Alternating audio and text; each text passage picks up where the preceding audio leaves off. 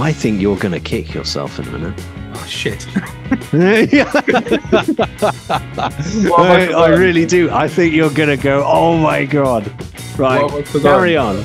Carry on. I'm going to let you speak, and then I'm going to unveil, like, release the payload. My number one. Oh shit! Do comment below with your top 10. I'm very interested to hear, people's list genuinely, because is there one in there that, I'm going to think, oh my God, I should have included such and such. I think everybody has one that they kind of forget about. In Lee's case, an absolute clanger. but we all make them, right? So you're not going to have me back on the show now, are you?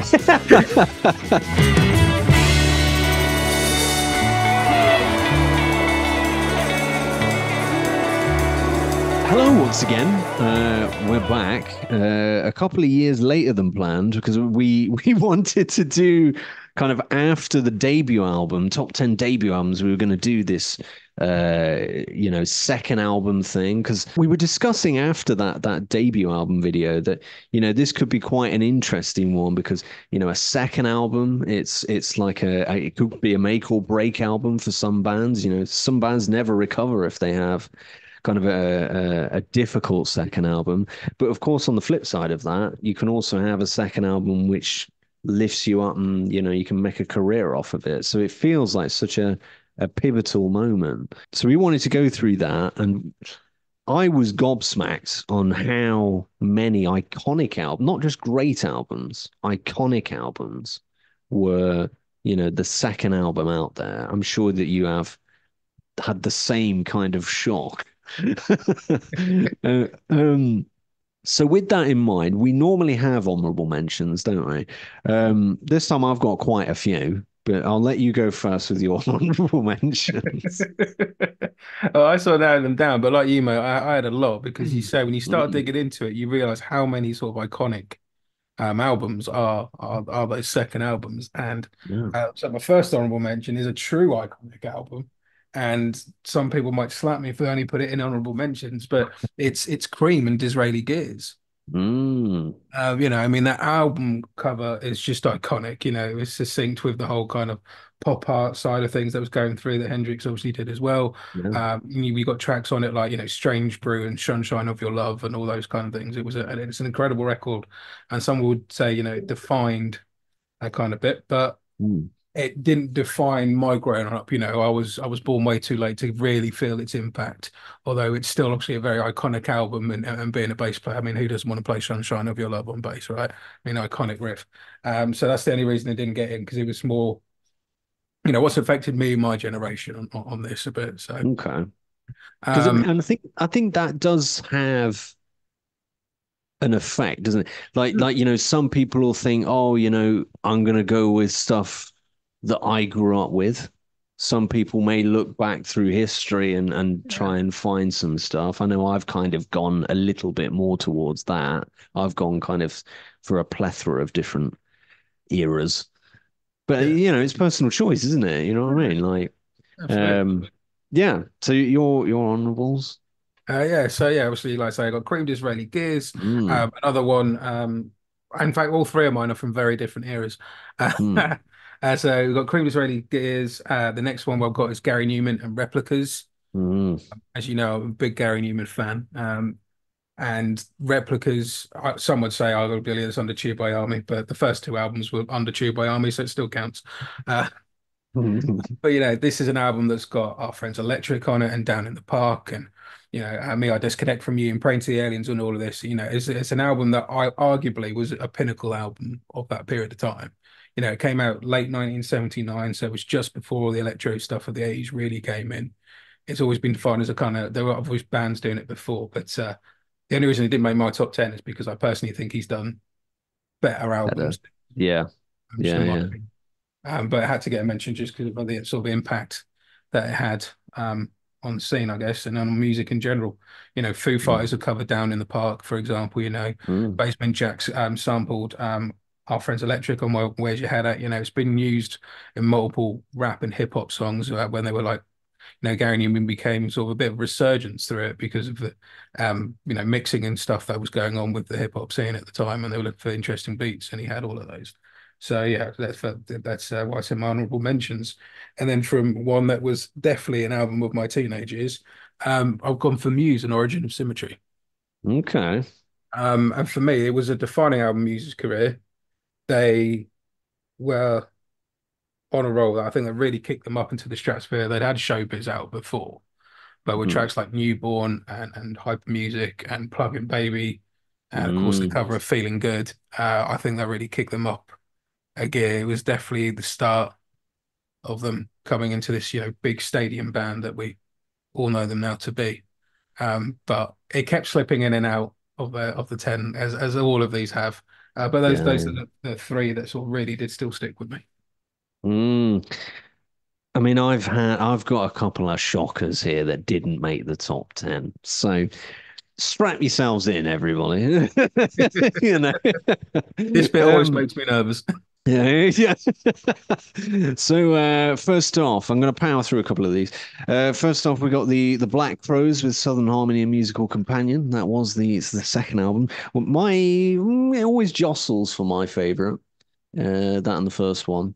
Um, Another one we got Mr. Big with Lean Into It, of course, Billy Sheehan, outrageous musician, and well, the whole band are quite outrageous.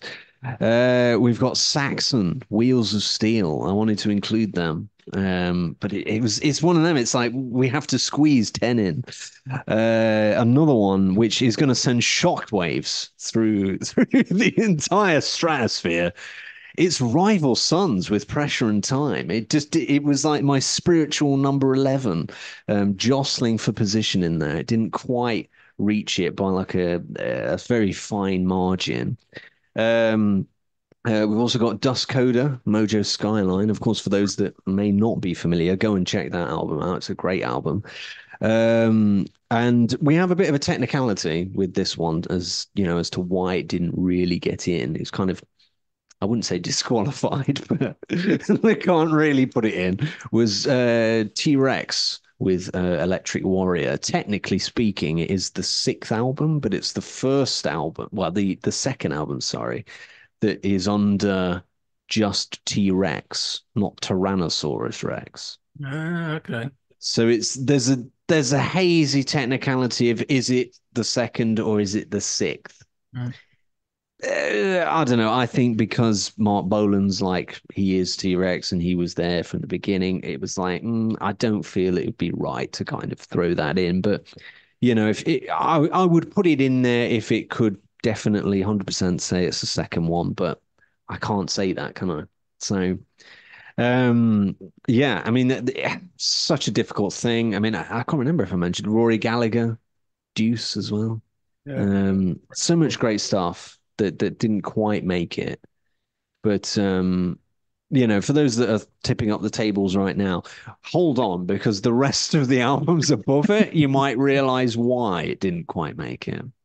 So with that being said, your number 10 to kick things off. Yeah, so my number 10 is an album for me that defined a whole genre and scene of music.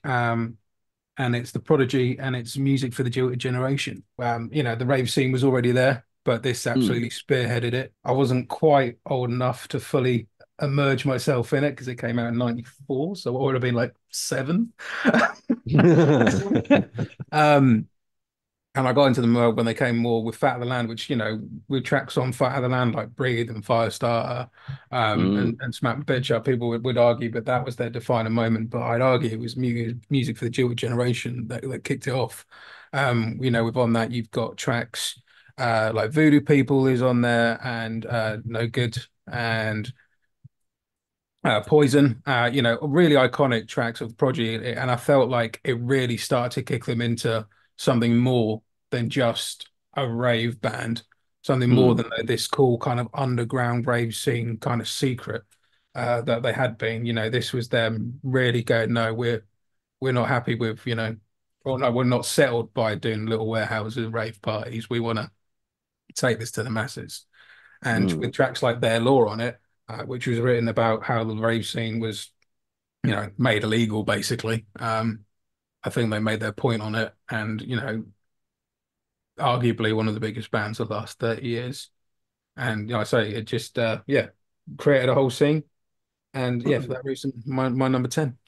Mm. My number 10, it's a band from my childhood. They were one that were around, and they were kind of one of those ones that were at the forefront of this kind of uh, as we tried to coin the phrase, the kind of almost the pre-new wave of classic rock. They were Yeah. one of the ones that were knocking about. It's Blackstone Cherry with Folklore and Superstition. Of course, that came out in 2008. Stuff like Blind Man, Ghost of Floyd Collins. I've felt that this was them, but refined. Like you look at that debut album, great debut album. But it just felt like this is them, but that next step up, the production's a little bit better. They're more experienced. Of course, they were young guys at the time of making that debut. And it's just, it's Blackstone Cherry 2.0, isn't it? And I think that it certainly took them up to that next level. And, we're hearing bands now say, that's one of the albums that's kind of influenced them. That's one of the ones. So I felt it was such a difficult one, number 10, because it was between folklore and superstition and pressure and time for me. Um, they're two, both of them are two that I keep hearing again and again from younger bands that have said, "Oh, this is the one for us when we were growing up." So I thought I had to pick one of them. So today it's this one, but tomorrow it could be pressure and time. It's that close. But I have gone with folklore on this occasion. It's a great record, man. Absolutely brilliant record. It is, yeah. So yeah, my number 9, another one more down the kind of industrial electronic kind of route, and it's Nine Inch Nails with the Downward Spiral. Um, Mm, I think this album is absolutely iconic. I think it defines tortured genius. Trent Reznor sort of famously hid himself away from the media after the release of Pretty Hate Machine, the band's debut, which I think I put in my debut albums countdown that we okay. did as well. Um, Mm, and I just felt like all the sort of promise that was offered with Pretty Hate Machine was delivered with the Downward Spiral. It kind of defined industrial music. It was one of the, well, it probably might not have been the first, so don't quote me on it, but it was very early on with bands, and he was certainly the first one that I can think of that used, Max and audio editing software to distort guitar sounds and synth lines and everything just to really warp them and make them what he wanted them to be. mm, And this was really, this is 1994. So, way yeah. ahead of sort of even before, way before any bands are doing it these days, and with tracks like March of the Pigs and Closer, Piggy, and of course Hurt. It's just, I Mm, mean, how so instemmed is that song that Johnny Cash obviously famously covered it, amongst a mm, host of other people. And he had Adrian Belew on it, for God's sake. This was a man who had played with Frank Zappa and David mm, Bowie, and then went on and did a Nine Inch Nails album for the band's second release, which I think just sort of shows how much faith he had in Trent Reznor.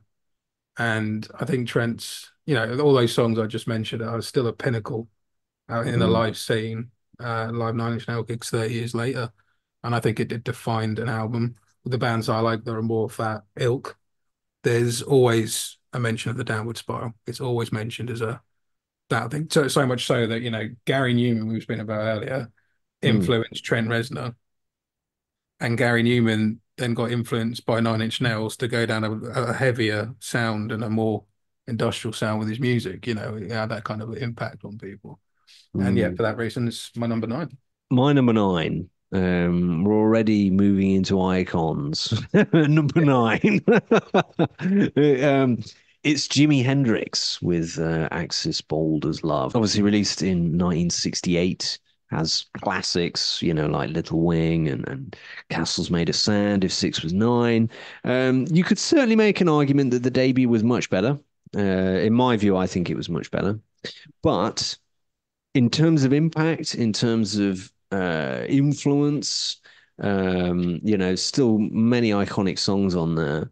I felt that it needed to be in the top 10.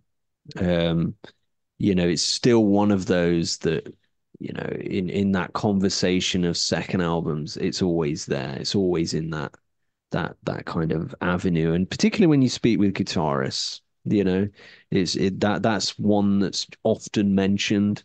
Um, obviously, Stevie Ray Vaughan went on and did Little Wing, and there's such huge impact there and influence that I felt that it just can't be ignored. So for that reason, it is my number nine. That's one, man. Great choice. You can't argue with Hendrix. This is it. It's difficult, isn't it? I think the list wouldn't be complete without a Hendrix album in there. So it is. Moving on. Yeah, so yeah, my number eight. We are going for again, following on from Hendrix, a more classic band by all means, Hmm, and I'm going with Led Zeppelin in Led Zeppelin 2, interesting. um, which is a complete departure from Nine Inch Nails. I'm aware, but I like different things. Oh, absolutely. But I would argue, every era has that defining album, and I would Hmm, argue that although completely separate musically, like Nine Inch Nails Downward Spiral, Zeppelin 2 delivered on the promise of the first album. That first album yes. was a lot of covers, famously, Hmm. and a lot of covers with the names changed. Uh, but not having a go at anyone for that on record, by the way. Yeah. I love the first album, but I just think that the second album, it's delivered on the promise. I mean, you got songs on there like the Lemon Song and Thank You and Heartbreaker and Moby Dick and Bring It On Hmm. Home, which is one of my favorite Zeppelin songs ever. And of course, a Whole Lot of Love is on there Yeah. as well, which is just you know that I mean that riff has probably been played in every guitar Oh shop my up and God. down the country, every open mic night, every Mm. bar you've ever been into. Someone somewhere at some point has played the Whole Lot of Love riff. I I would think this is, yeah, I agree. It's the album that, it's like, here's the Led Zeppelin that we associate with today. yeah, Like that's where it began. yeah, Um, yeah, so I completely agree. I think it has to be in somewhere. yeah. So who knows whether it'll be in my list or not? You'll have to stay and find out. My number eight. We're going in with Neil Young with Everybody Knows This Is Nowhere. That came out in 1969. Oh, Uh, it has a lot of stuff in there that is now a staple in his set, and that became a staple in his set for a long, long time. You got stuff like Down by the River, Cinnamon Girl. Again, these are songs that, particularly Cinnamon Girl, it's been covered by so many different artists. And he's such an influential artist, kind of, he's almost transcended his own genre. I hear people from various different places in the music scene that cite Neil Young as like a major influence. well, he Um, famously went and did like a dance record in the 90s, didn't he? Where his label oh, he's all over the place. literally went, Yeah, "What are you he doing?" he lives in his own world. It's somebody. There was a famous story. Somebody once asked him. They said, "Well, I want you to go and make a rock and roll album." So Neil Young, being the most passive aggressive person I think I've ever seen in my life, went out and did like a 1950s rock and roll album, and was like, "You said rock and roll, so here it is." You know? It's like no one else could do this, but he's definitely transcended that. I mean, a lot of called him the godfather of grunge. Yeah. He's got that kind of influence there. Even from artists that you wouldn't suspect. Like somebody that surprised me a while back when they said Neil Young was a big influence was from the Virgin Marys. Oh, I've Ali. completely Ali, thank you. He said, "Oh, Neil Young's a big influence for me," and I think that's the thing. Lyrically, he writes in such a clever way that it's transcended that genre. And again, it feels like I have to have him in the list Yeah. because I just hear it again and again. And I think that for a second album, people may have forgotten it with time. Go back and listen to it, and it's timeless still. I can go and listen to it now, and it hasn't really aged. It's got that classic feel. Um, So yes, that is my number eight. But yeah, so my number seven, and for anyone watching this, we don't write this, I promise. Oh, But here my we number go. seven, you've just mentioned the band. Because my number seven is the Virgin Marys with King of Conflict. Oh my God. Look at this for a tie-in. Um, we mentioned the band when we were talking about the first wave of the sort of new wave of classic rock, Yeah.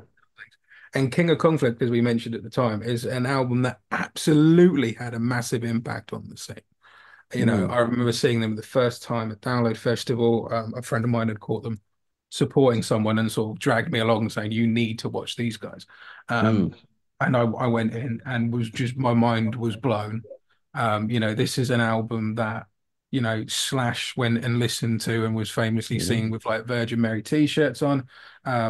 I got chatting to Michael Monroe at a festival Mm, when I was there, and he was saying that Bang Bang Bang was his favorite track because the Virgin Marys had also played yeah. earlier on in the day. And in fact, that's one of the things he said to me was, "Did you catch the Virgin Marys there earlier?" And I was like, Mm, "Well, yeah." And he's like, "Oh man, they're so good." And we were sort of chatting as Virgin Mary fans, which was kind of weird when you're talking to Michael Monroe. Um, you know, this had an impact from the people who were growing up at the time, all of us who were looking for something new that was of our generation, and also bands who were very much already established and very much already having successful careers. And mm, you know, Toby Jepson produced the record, and when he was sort of in downtime between his own sort of musical adventures, he went into production and produced the record. It's great. I mean, after obviously the Virgin Mary's last couple of years, I think it's fair to say they're really on a strong comeback again. mm, They seem to sort of dissipate for a little while because obviously they had the changes in lineup and everything else to deal with, where they became a two-piece. And I think they're a band that if you knew them before, you still love them, and they're still making waves. Um, and I think it all started with King of Conflict, and I think it has to mm. be in this. It has to be in this list. Simple as that. So yeah, that's my number seven. I think that you can release that album today and it will still be just as relevant and just as impactful. I think Absolutely. I think that is a key for having a classic second album. Mm, You know, it's gotta have that punch still after all these years, you know. absolutely, it does. I mean, when Uh, we spoke about it last time as part mm, of the new wave list, I was like, you know what? After chatting to Ryan about that, I'm going to have to chuck that on the car on the way to work tomorrow. And I blasted it out, and I probably haven't listened to that particular album for a little while. But like you mm, say, it's still had that relevance. It's still had that power. It still might give me that buzz that it did the first time I listened to it. You know. mm. Um, Speaking of, impactful albums, my number seven, um, it's Rainbow with Rising. Ooh. It's obviously came out in 1976. It's like a quintessential rock album, isn't it?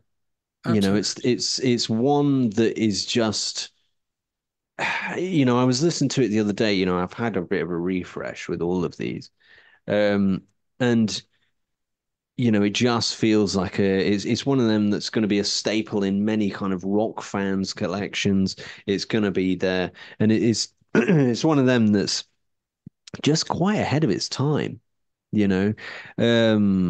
I was listening to stuff like Stargazer, the last track, A Light in the Black.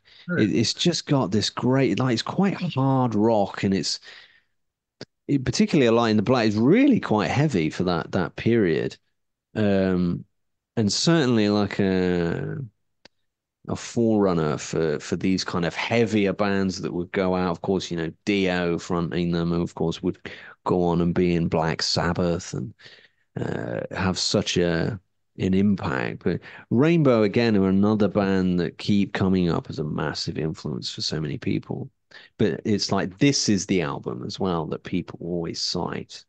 It's Rainbow Rising, one of those ones that's like, yes, that's the one. And again, it's one that I kept seeing in many top tens of just rock albums in general. Yeah. Not disregarding second album, just a rock album in general. It felt like with it being such a quintessential rock album, it has to be in the second album list with it being the second album. Like you say, I've seen it in top 10, documentaries of the best, most iconic rock albums or Yeah. or whatever it is being like that's like despite like you say when it was released in terms of band's discography. Mm. And I mean, it was one of the first vinyl I went and bought. I went and had Yeah. charity shop hunting and saw Rainbow Rising, and I was like, well, this one's just has to I just have to have this. Mm. Uh, I thought it was just like a reflex action. Well, I need that on vinyl. Yeah, You know, so I'm saying many people, I think because, it's been around for so long, a lot of people just go, yep, I've got that. yeah, They don't really think about it, but it's in, I can ask many rock fans, what you got in your collection, and I bet you 10, 9 out of 10 would probably have that. yeah, absolutely. Um, so I feel like it has to be here. So here it is, number 7. I think some would put it higher, Yeah, but for me, there's 6 others that I feel just edge it. yeah. So Yeah. We are getting to that point though, as we do we in are, yeah. top 10, It's but fine margins. absolutely, man, absolutely. So my number six is Mm, an album that I think defined my sort of younger teenage years, and it's Stone Sour with Come Whatever May. okay. Um, for me, I mean, I'm a bit older than you. I mean, that's obvious by our hairlines, but for me, when I was growing up, sort of 13, 14, Slipknot and Korn and the whole new metal thing was very much ongoing. And the debut, I remember, it was this big thing that Corey from Slipknot has this side project, and the Mm, debut came out, and it was great. I remember friends taking the mick out of me because I was like, I actually think I prefer this to Slipknot. yeah, yeah. But I really did dig it, and it was a great debut. But it felt like with Come Whatever May, and I was at college, so it was like 2006 when that album came out. So it's just coming out of college and going into uni, and that album really defined them as a band rather than a side project. It Mm, felt like the debut was a bit of fun for someone to have with their old band, and it was great and it was solid. But Come Whatever May just came out and kicked it out of gear. And I remember it was just ferocious. I remember they played Download Festival that year, like maybe 2 or 3 weeks after the album was released. And they didn't mm, play a single song off the debut. They just kicked into the set with all this new material, and just kicked into it and didn't let stop kicking off with like the tracks like 30, 30, 150 and the title track. Um, and we're going on about classic albums and stuff at the moment. And I'd argue that you could go into a bar where we're talking about Zeppelin getting played or some mm. covering that. I would argue tracks like Through the Glass would also get done. Um, Okay. and I think it just offered so much more depth and so much more texture. You got ZZY Road, which is the closing track on the album. And it's literally just Corey and a piano. That's all it is. And Mm, it's one of the most powerful things I've ever seen him thingy. And it's an incredible record. I don't think they ever surpassed it. interesting. I think they did a lot of albums that came close. Mm, House of Golden Bones, double album that they did, I thought was fantastic. Um, and I don't think they ever quite surpassed that second record. And I talked to a lot of people of my generation who will say that was a defining album from them. So for on behalf of them, on behalf of my 14, 15 self, it's my number six. no, I mean, that is a question. Are these second albums so good that they're actually hard to surpass? Hmm. I think maybe as you go further up this list, we might see a bit of that happen. Yeah. I know we will a bit with mine. Um, We are a bit with mine as well. yeah. So my number 6, you could certainly argue that this could be the case with this band. It's Nirvana with Nevermind. Of Oh, course, came out in 91. Uh, Obviously, you've got Smells Like Teen Spirit in there, Lithium. But the one for me that I thought was just like it had something extra. And it bizarrely, it was used just a couple of years ago in the new Batman movie. Something in the Way. I love that It's song. just this, yeah, it's this really kind of uneasy song. I was like, wow, like there's something here with this guy. When you first hear it, you think, Yeah. oof, he's dealing with something. Absolutely. You can hear the pain in that one, I think, a bit more. Mm, Everyone focuses on Smells Like Teen Spirit, and that's obviously the big hit, and no one's going to dispute yeah. that. But Yeah, something in the way. There's just something in Kurt's vocal delivery there that's hauntingly Mm. painful. Very And bad. I think that, when we're talking about influence, Mm, like, like of this kind of last, what, 34 years, you could certainly make an argument this is the one of the last mm, 30 odd yeah. that's made such an impact. I mean, obviously after this album, you had just an absolute slew of bands that were all grunge bands all of a sudden. Yeah. Um, and, a lot of people with blonde hair turning up playing guitars. Yeah. Uh, Or people wearing cardigans you and know, fenders. yeah, pretending to be left-handed. Yeah. It's, um, but you had a lot of that happen after it. And I think that that is the sign of such an impactful album that many other bands feel like actually they're doing something that we should be doing. Mm, Um, you very rarely see that happen. You've seen that with, your Led Zeppelins and such, but particularly of that kind of 90s era, they were the dominant band. yeah. Um, and it's such a dominant album. It was just played everywhere. They were everywhere.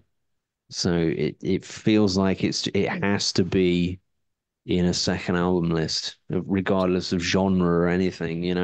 It's just too influential. Yeah, it's had too much of an impact, mate, to ignore that one. Exactly. Too much. So you're number five, moving into top five. Yeah, top five. So my number five is an album you mentioned earlier. Ooh. It's an album you mentioned in your honorable mentions. Oh my God. I think I know which one this is. And its rival starts with Pressure and Time. Yes. Yeah. Um, I would argue that, it's the reason it's not higher is because it's not I don't think it's them at their peak. That was my decision for knocking them into like the spiritual number 11 because I feel that what they're doing now Absolutely. far surpasses it, and I think they would agree. Yeah, absolutely. What they've done with these last two records with Darkfire and Lightbringer, Mm. between the two respectively, I think that's where their finest moments are right now. I did say the same thing about this record when it came out, and about Great Western, Yeah. and about Great Western Valkyrie and Hollowbones, as we discussed when we did our top 10 of those. But despite that, I don't think it's their pinnacle, and it's Mm. not a scenario like the Stone Sour record where I don't think they've ever overcome it. Yeah. I couldn't deny the impact it's had on the scene. Like It every is band huge. that's come through the ranks since, whether I've spoke to them on the radio show or had them on at Just Push Play or just got talking to people, this is Mm. a record that everyone seems to cite as a that made me even young bands to point of that made me want to play bass, that made me want to play drum, Wow. made me want to Mm. play guitar. Or they might have been playing it already, but suddenly I wanted to play this. I didn't want to play, for want of a term, something maybe more metally. They wanted Yeah. to go down this route, and I think a lot of bands would cite this album as a turning point, and it was a turning point for me as a listener. When first heard Pressure and Time, I was Mhm. going through a bit of a period, and I've always said this out. This is an album that, and I said it to Scott Holiday when I was singing to him, and we got talking about it because they were doing the anniversary shows at the time, Yeah. and at the time I'd kind of fallen out of love with music a little bit, just through personal reasons. I'd lost my dad. My dad Mm. was, me and my own and his relationship was very much about music, and there was a lot of stuff I couldn't listen to in that initial stage, because of too many memories and all that kind of thing. So I'd stopped Mm. listening to it a little bit, and then I heard Pressure and Time, the single, and it was far too good to ignore. Um, and also it wasn't connected to my dad in any way because I discovered them after he sadly passed away.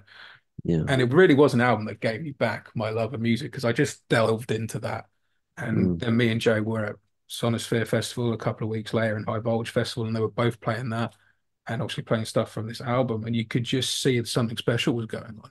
And it's absolutely grown since then through Head Down and Great Western Valkyrie and Hollow Bones and and then the last two records, Darkfire and Lightbringer as well, and everything they've done, it's grown and grown and grown and grown.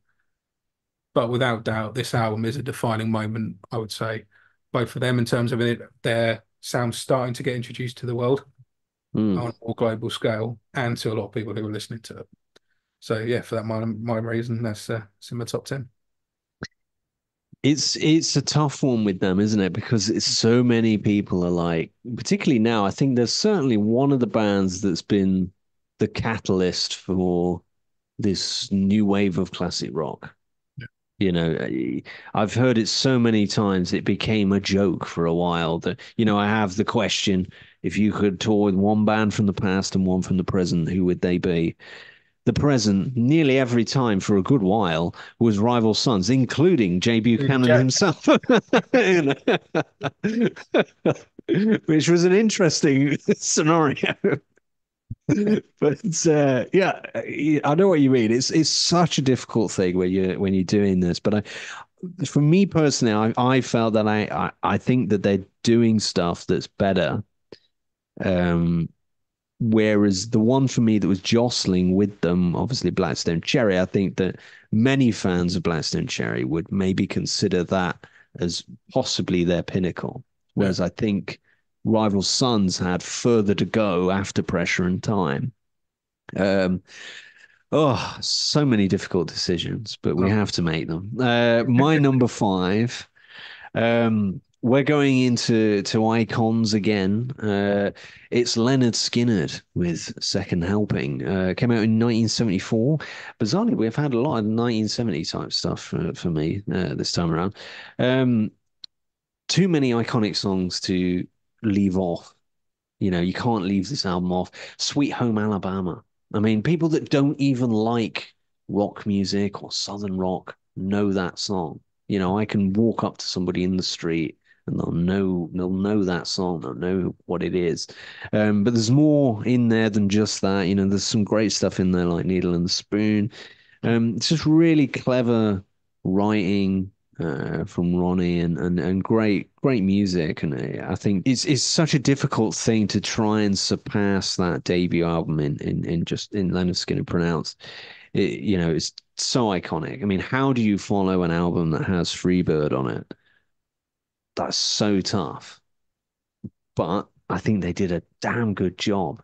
They got very close, I feel, with album number two. So for that reason, it was my number five. good choice, man. It's so tough at this point, but we have to do it. Top four. I Oh, imagine it's only going to get harder.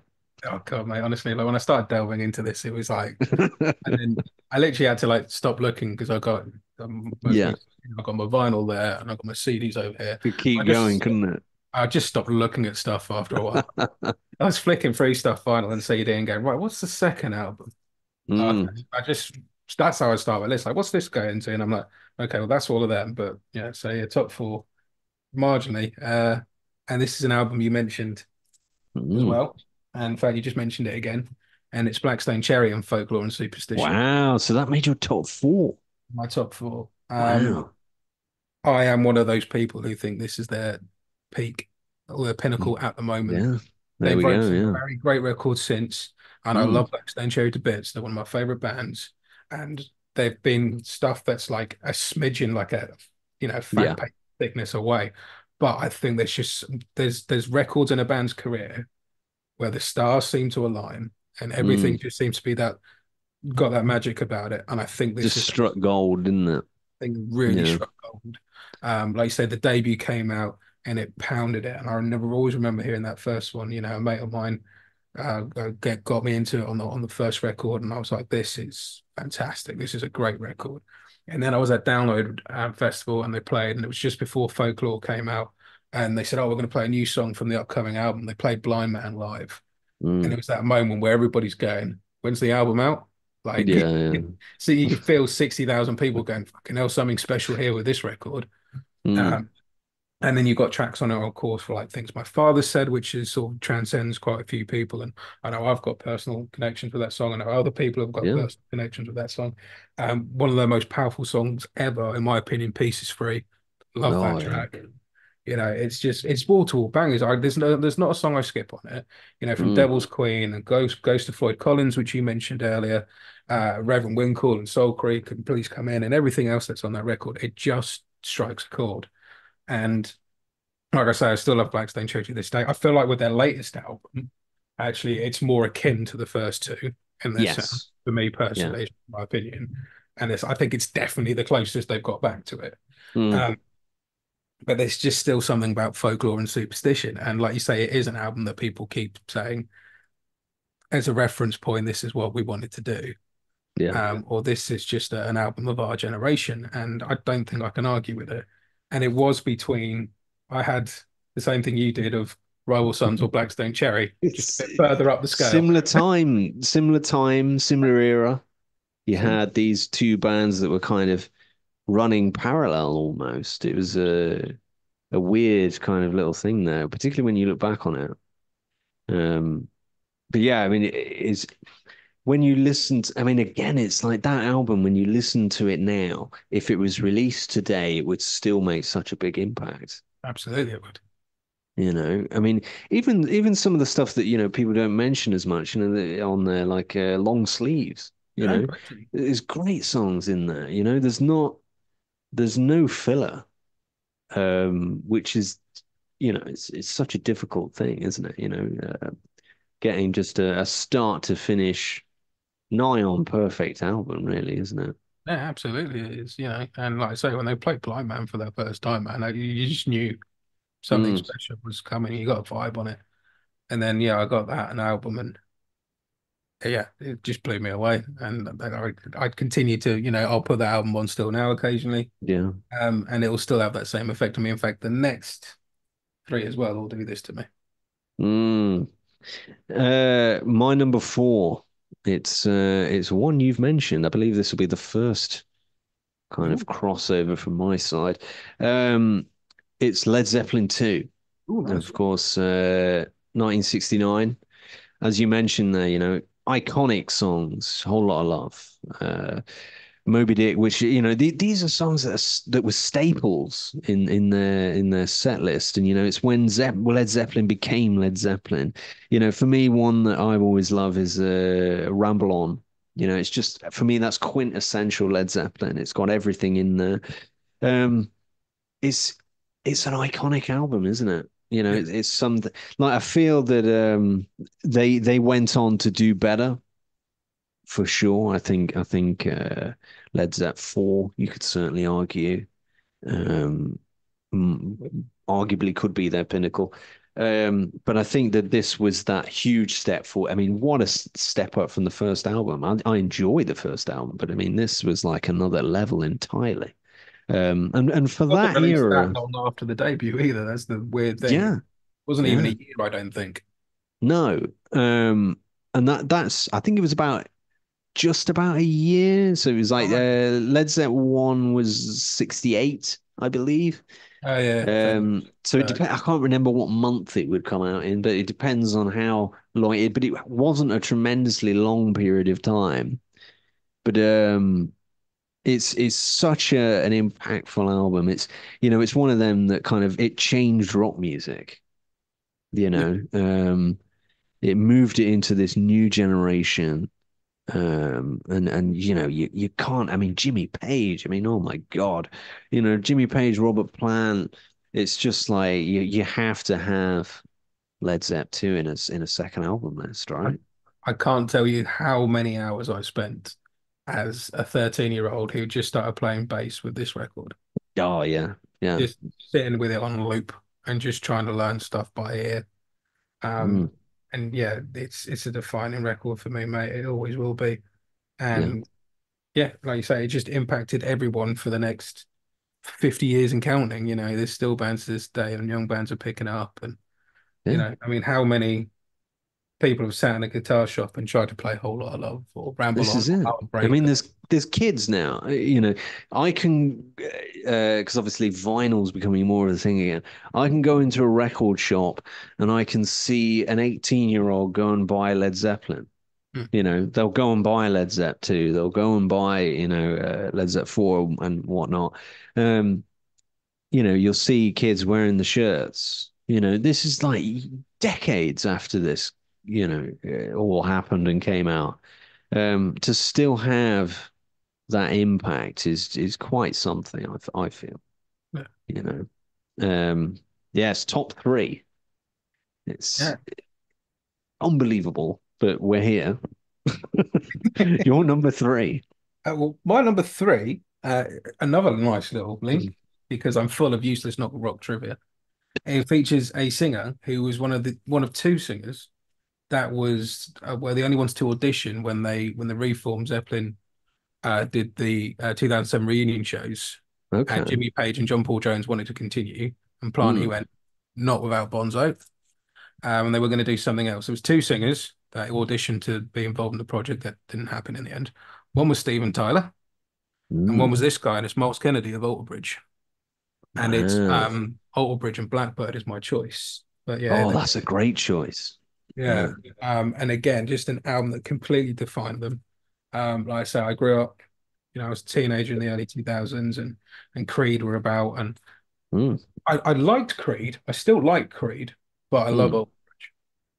Yeah. And it was that thing where Creed disbanded, Old Bridge got formed, the debut came out, and the debut, I would argue, is a bit like the Audio Slave debut, where it's very much, they've got Chris Cornell singing over Rage songs, where this felt like Miles Kennedy singing over stuff that could have been Creed, and probably was written for Mm, Creed to a certain degree.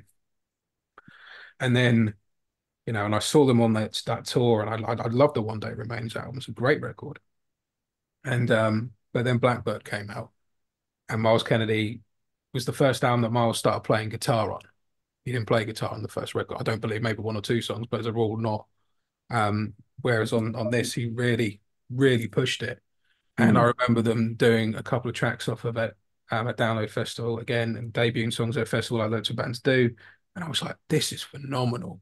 And even the album cover has now become so iconic. You can be at a festival or at another gig, and you'll see someone somewhere has either got the Blackbird Tattoos. as a Yeah. as a back piece or an arm Yeah. tattoo, whatever it is, long back. You see them all over the shop.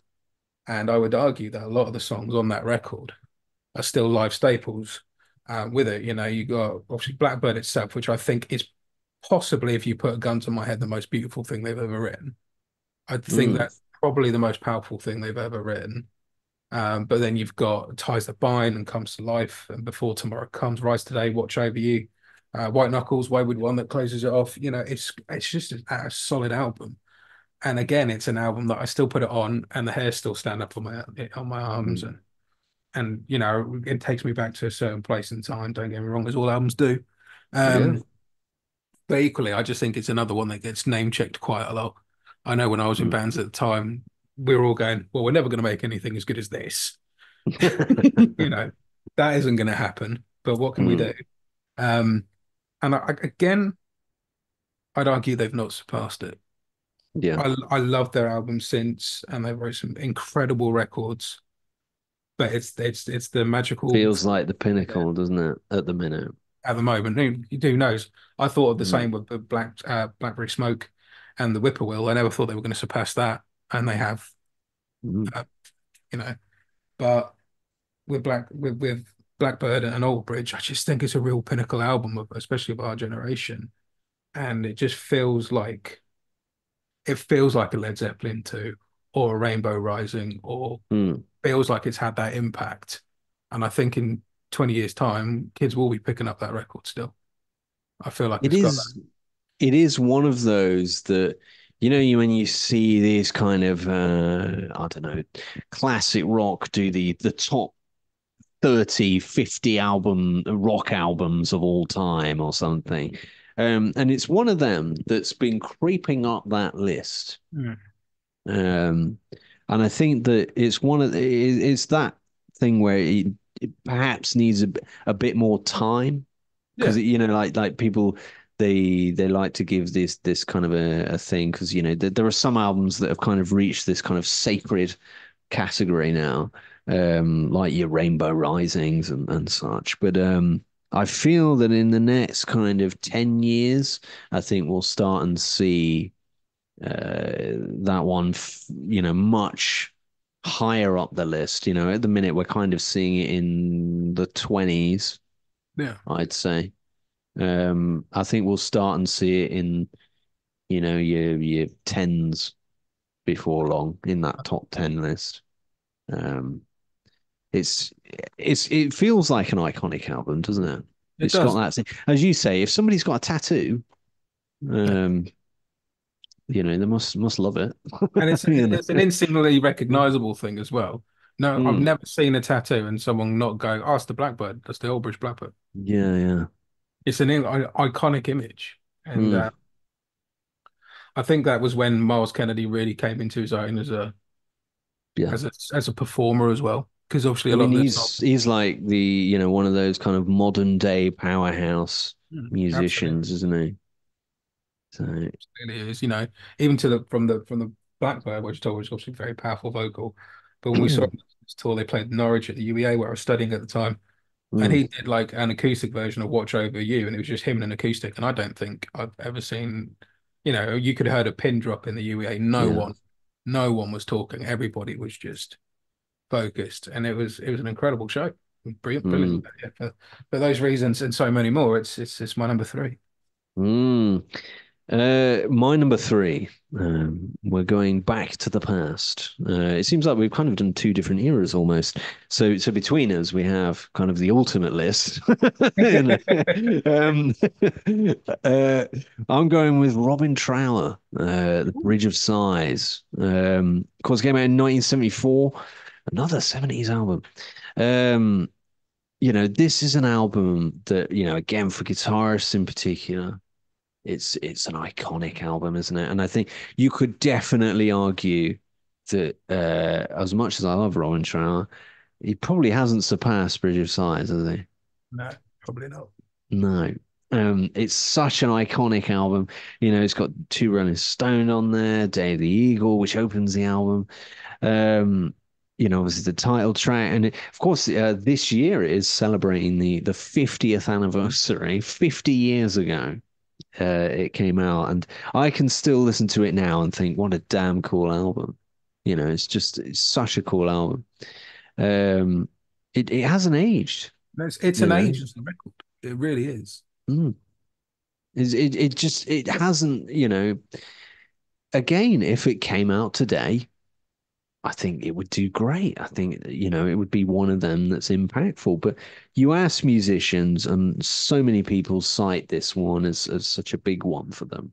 Um, I can hear many artists, particularly kind of blues rock artists, covering Trower at some point in their set list. It feels like again another go-to album that a rock fan has in their catalog. I mean, for a second album to come out with this is quite something. I think it's a special album, and hence why you've got these 50th anniversary things happening, and it's such an iconic thing. You can't escape it. You know, too Well, big to ignore. it's too big to ignore, but I think he's an artist that often gets ignored.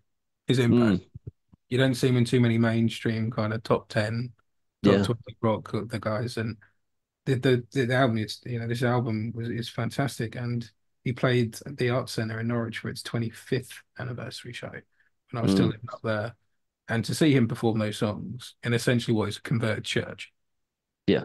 was amazing. And it wasn't a huge venue, and I mean no disrespect for that by that at all. Mm, It was quite an intimate setting. It's a converted church. It's a beautiful venue. If anyone's ever been to Norwich Arts Centre, they know what I'm talking about. But to hear those in that setting, and still at that point, 25 years later, to have that impact, yeah. and you could see everyone from people my age at the time, in their sort of, I was like what 2021, to people who would liked it first time round, to kids who's 15 with their dads, to everything in between, and Mm, everybody being transfixed on these songs. It was really, really powerful.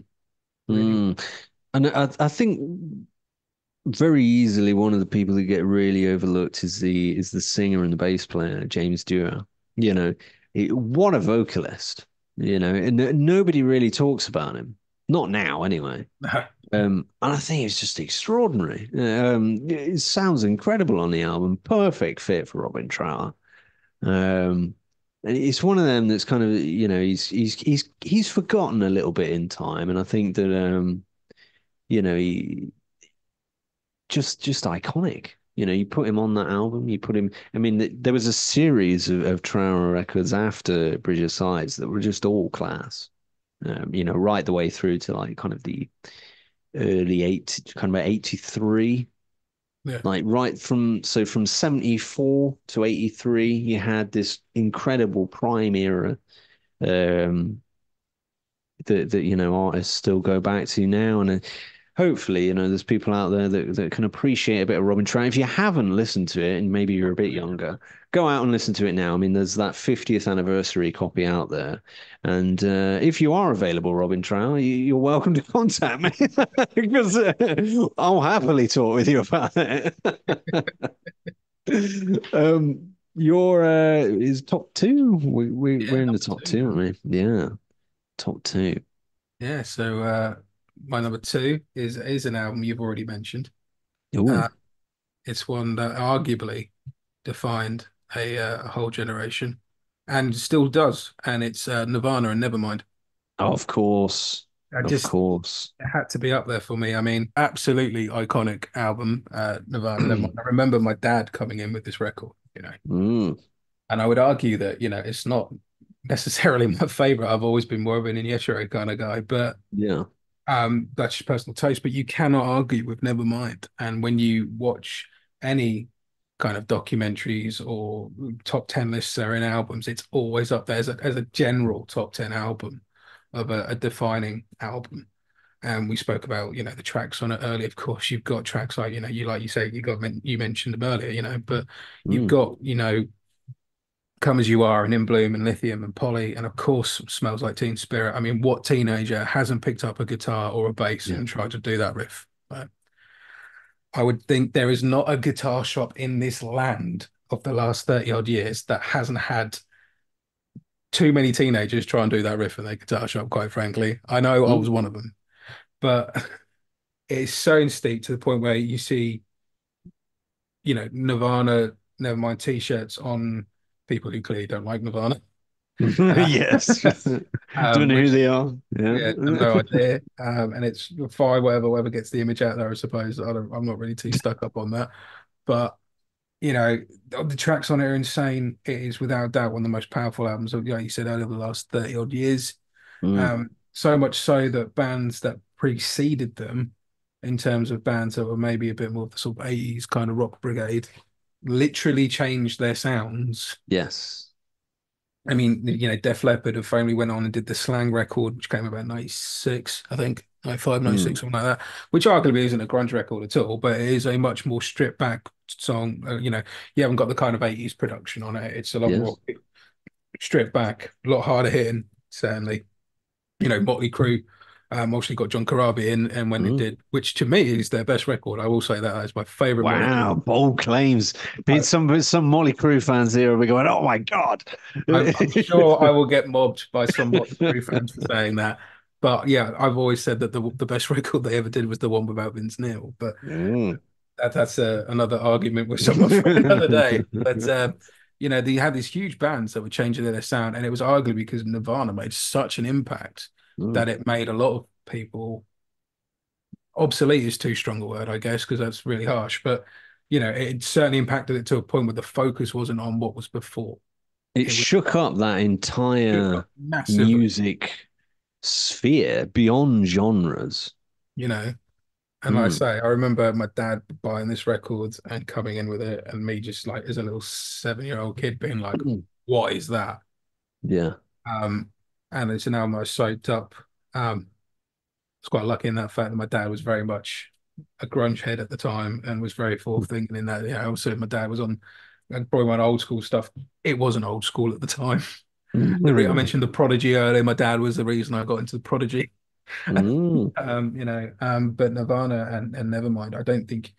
I mean, it's just iconic. It is just an image, both the album cover, the smiley, Yeah. everything that goes along with it. And people will say, well, there was a very short period of time between its release and Kurt obviously passing away, Mm. and that's what's made it an iconic. But I don't think it is. I mean, Nah. undoubtedly, it's left it as a statement in terms of that's what he's done in his life. But Jesus, if you can say, In I a lived for short 27 window. years Yeah. and I made Nevermind, Yeah. an album that still impacts bands, still impacts the scene, still impacts guitar sounds and people wanting to play left-handed Fender Jaguar guitars and Yeah. everything that's come after it since, and then obviously Dave Grohl rolling it into the Foo Fighters and Mm. coming out with stuff the other side and everything that's happened since. You know, it's arguably just one of the most iconic records of all time. Yet there is one that beats it Interesting. in my list. Obviously, everybody cites Kurt as such a huge kind of Goliath in that band, but I mean, a big thing. I was watching a documentary about Nirvana a while back, and what Dave Grohl was doing on drums. I think a lot of people forget because he's the face of the Foo Fighters now. Yeah, But there was a thing in which he was saying, he took particularly for the song "Smells Like Teen Spirit." He was listening to a lot of kind of it was like dance music, yeah, I saw 1970s this. dance Yeah, music. And so for those out there, when the song comes in and it goes bum bum bum boom boom badum but you got that bum bit. If you listen to that and then go back and listen to like 1970s dance, there's intro sequences that have this stuff, and it's like so you're kind of transcending genres. You're incorporating things from other places, and it kind of cast my mind back to a conversation I had with Scott Holiday from Other Sons, where he was saying, change the recipe, mix things up. yeah. And that's exactly what he did, isn't it? He's pulling from somewhere that you would never guess in 1,000 years that he'd be getting this from. Well, He's got an idea from a dance track. well, it's even like Chris Novoselic with his bass playing. This Mm, is another record I sat there as a teenager. Like we've just been talking about. I was one of those annoying kids in the guitar shop. mm, I sat down with my bass and I was learning the bass line to Come As You Are, and I suddenly realized it's very similar to the Killing Joke bass riff for the 80s. It's very mm, similar. If you listen to the song, you can hear it. Um, and he's taking stuff from an 80s dark post-goth synth band and chucking mm. it into like Yeah, grunge, and there was all these influences that they took in, and they, like you said, Neil Young earlier, they yeah. used Neil Young, yeah. as Kurt famously quoted Neil Young, in his suicide note and everything else, Mm, all these influences they took in, and it just came out. And I was reading a book of Kurt's where they was taken from his diaries and stuff, mm, and he was talking about when he was a kid, he couldn't afford a radio and stuff like that, but all the kids at school would talk about punk. And so mm. he really built it up in his head, like what punk must sound like. All he knew was it was aggressive and it was dark and it was angsty. And when he actually heard some punk music, he was disappointed Interesting. because Yeah. what he had in his head wasn't what they were deeming to be this aggressive. He was like, "That's Mm, nothing. That's not what I had." You've been describing this aggressive, fast, ferocious mm, music, and then that's what he ended up trying to create and did create. Of course. And it's just everything about that album was iconic from the front cover album artwork, which yeah. is, obviously controversial.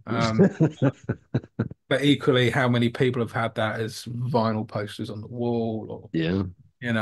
t-shirts and memorabilia and everything else. And it's just an iconic image now. Um, It's one of them albums again, you're looking at a top 20, top 30, disregard second album thing, just rock albums or music. It's in, at least a top 10, isn't it? that's Um, so yeah, I completely agree, I have to agree that it has to be in the list. Um, my number two, it's so it's an artist that's been in before, but he was in on his own. This time around, he's in kind of an ensemble, so he's the only one that's made it kind of in twice. right. Um, so it's Crosby, Stills, Nash, and Young. So Okay. obviously Neil Young, and it's Deja Vu. 1970 came out. What an iconic album. Just the impact. of this album, of what it would go on to kind of influence. I mean, it would go on to kind of shape, many would argue, what Neil Young would go and do. Absolutely. You know, with Harvey. I mean, there's a song in there, "Helpless." I think that's definitely. I mean, it was written by Neil Young. It definitely kind of a preview of what Harvest would be. Hmm. It feels very much like I could put that on Harvest, and it's it's so there's this kind of special feeling around this album. I mean, I was having this conversation in a there's a place, it's a record shop called Rockabye Records, and we're having this conversation about every time I come in this shop, they buy new copies and it immediately sells out. Wow. They every the guy is he was like we keep buying new copies and every time it sells out. And there's an entire cross section, so there's kids buying it, there's older guys, Hmm. whoever. Every time he was like, I put it in this kind of in my new section and it's gone. Wow. Well, It came out in 1970, you know, and it's still doing it now. that's amazing. Of it's quite it's something special. I mean, obviously, Almost Cut My Hair is such a huge Hmm. song, and it became an anthem. It kind of transcended that album, really. Um, and it was such a special period. I mean, that era, that time, I think that album came along at the right time. Yeah. Of course, they went on and played at Woodstock, and it just feels like a perfect time for it. Um, but the lasting impact and the legacy of all of them, I mean, it to date, it's for each of them, including Neil Young, it's their highest selling record. Wow. They've Neil Young's Harvest did not sell as much as Deja Vu, which was a surprise to me. Wow. I didn't know that. Exactly. I mean, I was for this for this video, I was looking it up, and I was surprised to see that that was the case. But Deja Vu is the one that comes out on top for each of them. That's the one. For those out there that will say, "Oh, but this is technically a first album because it's Crosby, Stills, Nash, and Young." If you look at the discography, it's very much connected. It's classed as album number two, even though it is the first one with Neil joining the band. Yeah. So you have got the first album, which is just Crosby, Stills, and Nash. But with Neil joining, it goes to a whole new level, I feel, and I think it certainly reflects. Um, but the lasting impact and legacy for me was just so huge that I felt that it had to be at least in the top three, and it's kind of crept into my number two slot. There's only one that I felt just had to come like edge it just on top. I think because it's the one album that made even more of an impact than this one or anything below it. So I'm going to let you go first, but I have a feeling our number one could be the same. I'd be surprised. Okay, go on. Give me your number one. So Drum roll. uh, my number one is an album for me that is one of my top 10 albums of all time ever. Mm, And when I was going through things, I didn't actually realize it was their second album. I had it in my head it was the band's third or fourth. mm, And it's an album for me. No album is perfect, but mm. for me, this is one of the closest things that gets to it. And it's Alice in Chains and Dirt. Wow. So this, right. Okay. So the one I think you're going to kick yourself in a minute. Oh shit. Yeah. What have I I forgotten? really do. I think you're gonna go, oh my God. What Right, have I forgotten? carry on. Carry on. I'm gonna let you speak and then I'm gonna unveil, like release the payload. My number one. Oh, now I'm worried about what I've Go on. Alice in Chains. Now, this is a bit of a shocker for me, personally. I thought it would be in your top 10, but I'm forgotten. Yeah. surprised it's the number one. It's just an album for me that I think it's one of the, like I say, it's one of the greatest albums of all time for me. I don't think there's many albums that surpass it. Yes, Nirvana with Nevermind, they're undoubtedly of the same scene of the grunge scene, and no, Nirvana, Nevermind is undoubtedly um, more mainstream in the iconic kind of thing, and everyone knows this. Mm. And tracks like "Smells Like Teen Spirit," but with Dirt, you've got, I mean. You've got Them Bones, you've got Angry Chair, Wood, Rooster, Damn That River, Rain When I Die. It's like a greatest hits of Alice in Chains without it It being is, yeah. um and it's still one that I chuck on now and is for like 30 odd years of listening to it. And I can say that because like I say my dad was a grunge head and I was listening to this Mm. as a child. Probably shouldn't have been listening to it. So It's a pretty dark childhood going through all this. it's amazing I've got a sense of humor. But you know, the tracks on it are just insane. And certain ones I definitely shouldn't have been listening to. Yeah, Yeah, Sick Man, I was written about dope sickness and I was listening to it at 7, but you know, I didn't know that what it meant. tortured 7-year-old. I don't know what dope sickness was at 7. It took me until I was about 20 odd to realize what he was singing about. But there's just a vibe on this record, and it's the album artwork again is iconic, and it's just an album that there are many albums in my collection that I would say are amazing. And of all the CDs I've got over there and all my vinyl I've got over here, it would be in my top 3 albums ever, every single time. And Interesting. when I was looking through the list, yes, I was trying to think of albums that were, and I know you're going to say one in a minute that I know, I feel that I'm 14 it's in, you know. I'm now looking at my record collection trying to work out. I feel that this is a clanger, but you know, like, oh, I'm gonna relish this moment in a minute. But carry on. But this one would always be in my top 3, and it was the only one that I'm aware of at this point in time. That was the number 2. Uh, but I love this record, and still it gives me that buzz. It still gives me that same feeling it did when I was, you know, a kid listening to it. And it every riff I've ever written on the bass is been in some way a rip off. Especially when I've got my fuzz pedal out. If I'm just playing, I Mm, get there and play Alice in Chains riffs or some Mudhoney or whatever.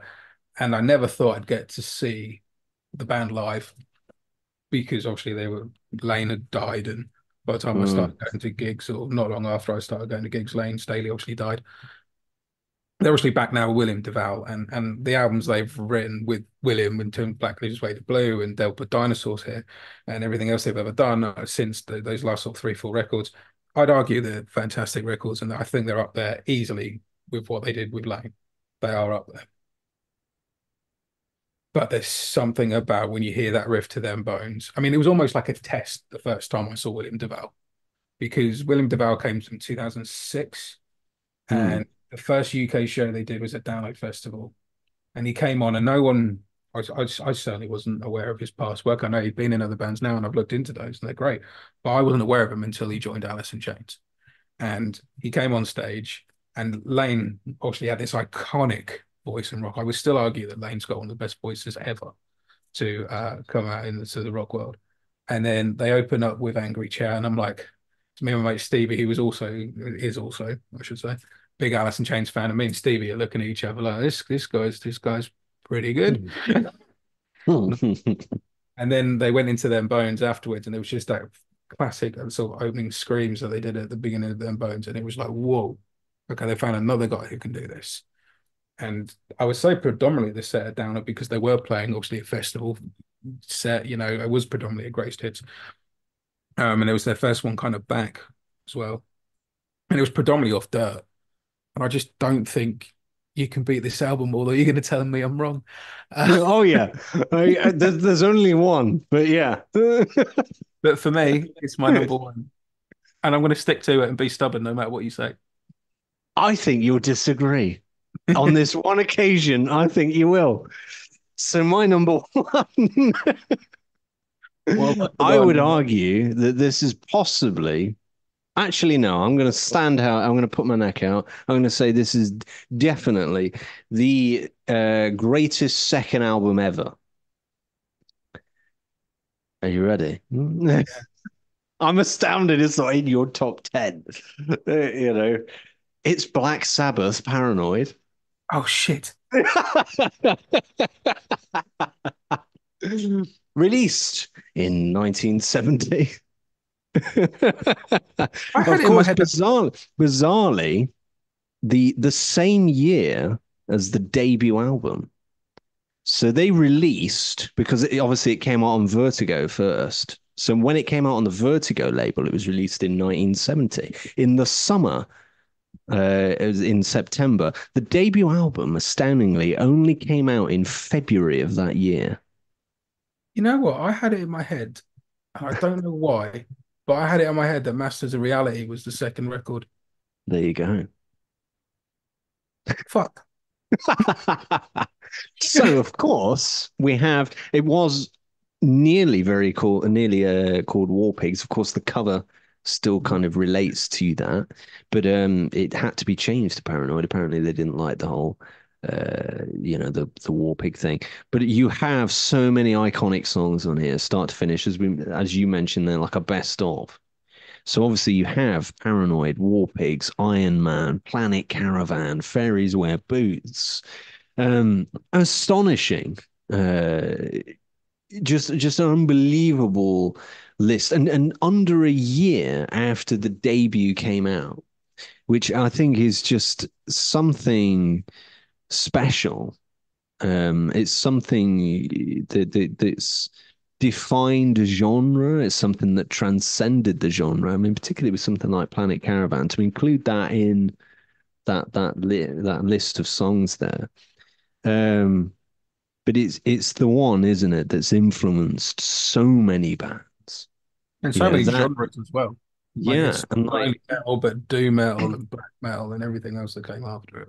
yeah, it's just this slew of musicians and genre. I mean, of course, a man that Ozzy Osbourne would go and work with, Zach Wild, was influenced by Paranoid and the first album as well. But I felt that this was the one above anyone, any second album. Like this is for me, I feel this is the quintessential second album.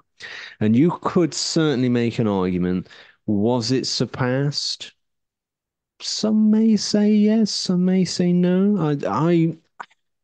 It's different for me. I don't feel, in terms of impact, at least, that it was ever surpassed by Sabbath. I don't think, in In terms of terms the, in terms of the yeah, impact it had, possibly not. mm, Would I say it was my favorite Sabbath album? No, mm, but we will have our favorites. But we I mean, do. for me, it's always been Sabbath, Bloody Sabbath. For me, it's always Okay. been Mm, Sabbath. But in terms of impact, you can't deny that. that's what I'm saying. It's like it just, to me, it was one of them. It was like, well, this at least has to be top. Like, can I find one that's Yeah.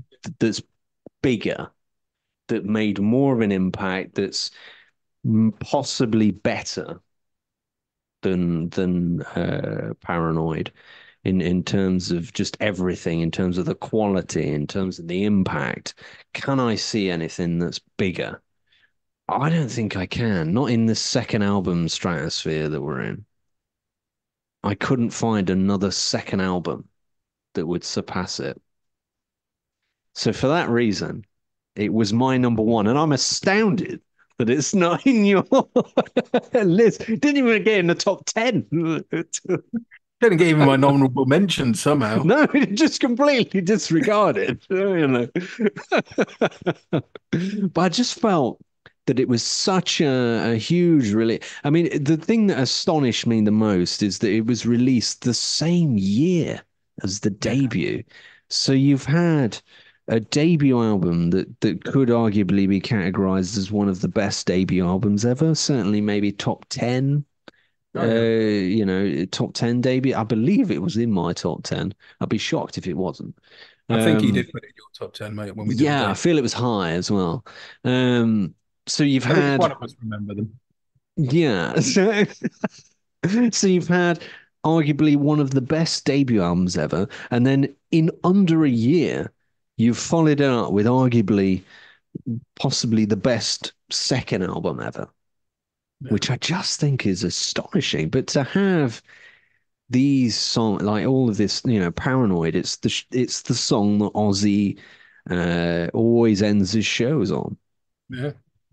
You know, something like Iron Man. Had we ever heard of anything like that But before that point? even I mean, stuff like Rat Salad and Electric Funeral, mate, just yeah, stuff that yeah, does go over it because there is so many hits on this record. mm. It's still insane. It's still amazing. It is, and it felt to me like when you listen to music of that era as well, in particular, there is nothing that sounds remotely like them. For sure. Like they're in another realm. They sit in another space entirely. Um, and it was, like you could certainly see that with, you in different eras, but Nirvana, they were in another realm, weren't they, in the 90s? And I just think that Sabbath are just one of them ones, aren't they? But to have a second album that's so huge like that, I cannot find. I mean, if people out there, if I'm very interested to hear everybody else's top 10. Please do comment below. Can you come up with a second album that surpasses Black Sabbath's Paranoid? That would be my question to you. I don't know if you could. I really don't know. It's tough. I couldn't find anything. Not in my opinion, Yeah. you know. Um, Such a huge thing. But on that bombshell, we're gonna, as every Sabbath fan descends on Lee Graham for not even mentioning them. I need some Alice in um, Chains fans to back me up. Come on. yeah, I mean, I feel that Alice in Chains had a great album, but I just felt that Sabbath release is I something think super Jerry mega Cantrell special. will, I think Jerry Cantrell and the rest, and Mm. like Inez and everyone else, and Lane, if he was still around, would probably tell you that Sabbath was an influence on them because Jerry Oh Cantrell yeah. has gone on to play with Ozzy on his Undercover album. When I Zach mean, there Wild was you, available, Jerry Cantrell was the guy who picked up guitar on that record, and you know, yeah. I think they would probably say that they put Paranoid up there as well. A lot, again, I mean, you speak to musicians, so many uh in different genres will say Sabbath, you know. As you say, they spawned their own subgenres. Absolutely. It's quite an astonishing thing. I couldn't come up with another band that did that really. Maybe the closest comparison there, maybe Nirvana with grunge. Yeah, maybe. Um, but in terms of what they did, I don't know if it could be surpassed. I don't know if you could do it again, with the that level of impact. But yes, that is our top 10 second albums. Please do comment below with your top 10. I'm very interested to hear, people's lists genuinely because is there one in there that, I'm going to think, oh my God, I should have included such and such. I think everybody has one that they kind of forget about. In Lee's case, an absolute clanger. But we all make them, right? So You're I not going want to to have hear. me back on the show now, are you? No, no. I want to hear people's top tens. Is is there somebody out there that's going to put another album above uh, Paranoid? If you've, I mean, particularly if you made it to the end of this video, you'll know the number one. So I want you to try and find something that's bigger than Paranoid. That's my challenge.